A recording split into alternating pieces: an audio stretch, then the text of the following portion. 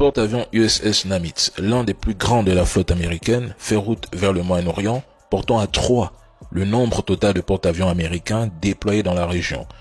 2 d'entre eux sont déjà positionnés au large d'Oman, accompagnés de plus de 180 avions de chasse déjà opérationnels sur zone. Hier, près de 28 avions ravitailleurs de l'US Air Force ont quitté les États-Unis en direction des bases militaires au Moyen-Orient en Europe, sans compter ceux qui ont déjà atterri en Israël. Ces ravitailleurs permettent d'alimenter en vol les chasseurs et bombardiers américains, assurant ainsi une présence aérienne continue. Parallèlement, l'armée américaine redéploie des appareils vers les zones de commandement européens et centrales en prévision d'un éventuel élargissement du conflit. Le président Donald Trump a quant à lui averti que l'Iran doit entrer en négociation maintenant, faute de quoi il perdra la guerre. Cependant, Netanyahou rejette catégoriquement toute reprise de négociation avec l'Iran à partir d'aujourd'hui. Il avertit que Téhéran est en train de manipuler Donald Trump. Selon lui, l'Iran poursuit en réalité la construction active de son arsenal nucléaire et de ses missiles balistiques à grande portée qu'il utilise pour viser directement l'entité. Il affirme détenir des renseignements fiables montrant que l'Iran entretient sciemment ces 2 menaces existentielles tout en simulant un dialogue diplomatique.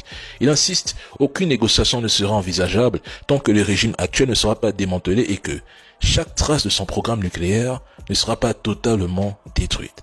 Résultat, il faut faire ceci pour que le conflit s'arrête. Quelque part, c'est l'objectif. Pour Donald Trump, l'Iran ne gagnera pas le conflit avec l'entité et devrait reprendre les négociations avant qu'il ne soit trop tard. Mais l'entité aussi ne gagnera pas ce conflit.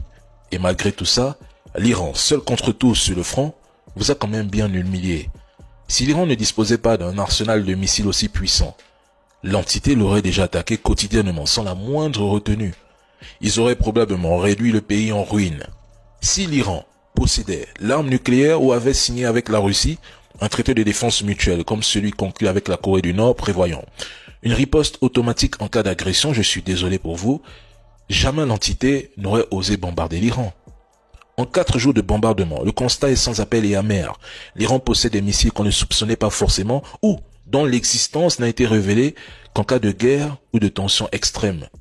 Ce n'est pas qu'une question de nombre. C'est aussi la ruse, la technologie locale, la capacité de production rapide et l'adaptation qui rendent leur arsenal redoutable. Éliminer quelques généraux, cibler un centre de commandement ou une base aérienne ne désintègre pas un pays, surtout pas l'Iran. Ça ralentit, ça provoque, mais ça ne détruit pas. L'entité n'a pas les moyens humains ou logistiques pour mener une guerre terrestre prolongée contre l'Iran, c'est un fait. Leur stratégie repose sur des frappes préventives ciblées pour maintenir la supériorité technologique et psychologique. Quand l'Iran tire 800 missiles en un jour, c'est un système occidental entier qui se mobilise pour les bloquer. Ce n'est pas l'entité et encore moins le dôme de fer inefficace qui a été conçu pour bloquer des roquettes. Et pourtant, quand l'entité bombarde l'Iran encaisse seul. C'est lâche venant de l'entité et c'est asymétrique. Personne ne peut parler d'une victoire de l'entité sur l'Iran, car ce sont les États-Unis et leurs alliés qui sont à la manœuvre. Donc dire que l'Iran va perdre ce conflit face à l'entité, de quoi parle l'auteur? Donald Trump ordonne à tout le monde d'évacuer l'Iran. Il déclare « L'Iran aurait dû signer l'accord que je leur avais dit de signer.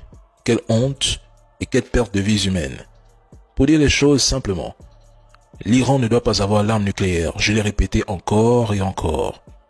Tout le monde devrait évacuer Téhéran immédiatement. Donald Trump les a endormis, les a dupés pendant toutes les négociations. Pendant qu'il parlait de paix et d'accord, il savait parfaitement qu'une opération Rising Lion se préparait dans l'ombre.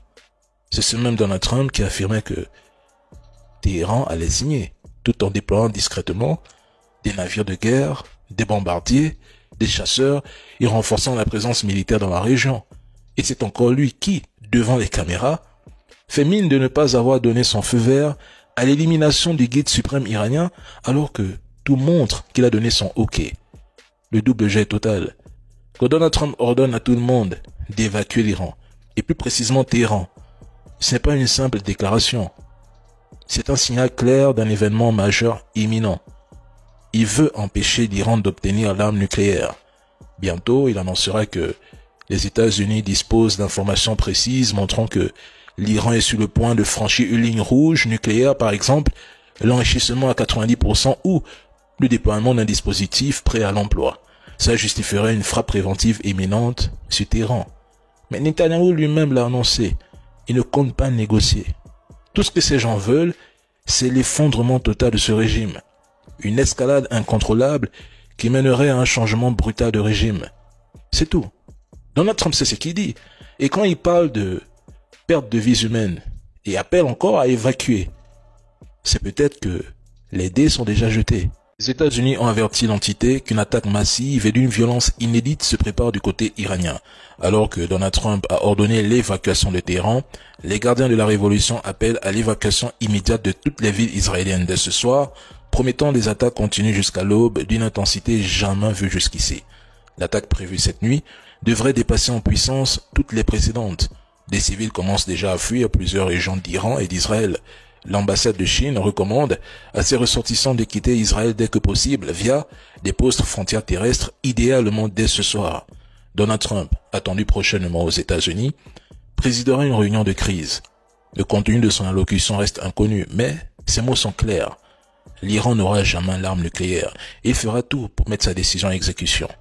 Le Pentagone, quant à lui, poursuit le déploiement de forces supplémentaires au Moyen-Orient pour appuyer d'éventuelles opérations aériennes.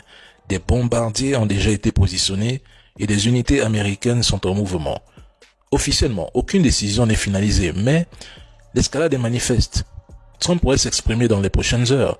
Et d'ici là, l'Iran affirme être prêt, quoi qu'il en coûte. Mais perso, c'est une guerre psychologique. On essaie jusqu'à présent d'effrayer les populations. La réalité sur le terrain prouve que Washington est plus prudent que se lancer dans une confrontation directe dont il ignore les conséquences. Si Donald Trump actionne le levier du conflit, il perdra tout. Donald Trump a opposé son veto au plan de l'entité d'éliminer le dirigeant suprême de l'Iran, l'ayatollah Ali Khamenei. Et je dis que c'est totalement faux. Il a donné son OK. Déjà, l'entité déclare « Je pense que nous faisons ce que nous devons faire. Nous ferons ce que nous devons faire. » Quelle est la doctrine américaine par défaut? L'élimination ciblée est une option. Les États-Unis n'ont aucun problème moral ou égal à éliminer des dirigeants étrangers s'ils les considèrent comme une menace. Il faut commencer par là. Ils l'ont prouvé par de multiples exemples et je ne vais pas refaire la liste que vous connaissez déjà ici. Ce n'est pas un refus de principe, c'est un calcul politique et militaire. L'éliminer déclencherait une riposte iranienne massive non seulement via l'Iran, mais aussi via ses alliés milices en Irak, Syrie, Yémen. Cela mettrait le feu à tout le Moyen-Orient. Khamenei éliminé deviendra un symbole, un martyr national. Cela pourrait même renforcer l'unité d'un peuple contre les agresseurs étrangers. Les États-Unis préfèrent affaiblir le régime de l'intérieur, espérer un coup d'État ou le fomenter, plutôt que le renforcer indirectement. Ils veulent un changement de régime contrôlé. Washington préfère user de pression économique, cyber, sociale, pour provoquer un effondrement ou un changement contrôlé du régime iranien sans intervention directe. Et c'est ce qui se passe déjà en Iran. Tout est planifié pour neutraliser les centres névralgiques du pouvoir, y compris le guide suprême. Le fait que Soleimani ait été éliminé alors qu'il était en contact direct avec Khamenei montre que la chaîne de commandement iranienne est une cible prioritaire. Mais oui, je suis désolé, ils le feront si le moment devient favorable. Et ce jour-là, il n'y aura aucun communiqué officiel de regret humanitaire.